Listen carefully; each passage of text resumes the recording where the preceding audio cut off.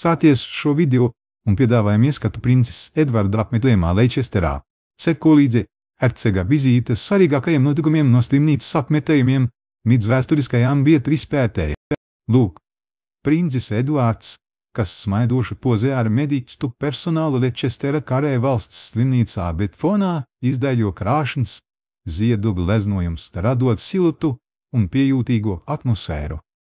Princis Edvards, valsts augstā amatpersona, satiekas ar slimnīcas darbiniekiem Leicestera Karaļa valsts slimnīcā, uzdzerot siltu sarunu un apmaiņā izrādot dzīvju savstarpēju respektu.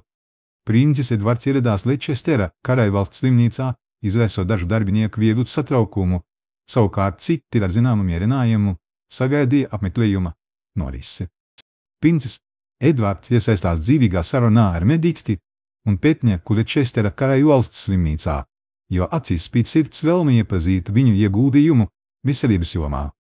Princis Edvards ar pieklājību pasniedz balvas veselības aprūpes personālam Leicestera Karaļa valsts slimnīcas koridorā, savukārt daži mediķi ar izbīnu uz skatuvi ierodas pie viņa.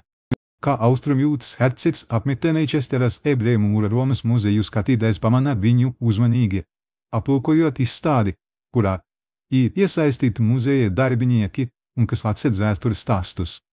Apmetējot Leicesteru, hercegs iesaistās sarunās ar jauniešiem ebreju mūra Romas muzeja telpās apkārt vedošu muzeja darbinieki un atbildīgi pavadoņi, kas nodrošina drošu apmeklējumu.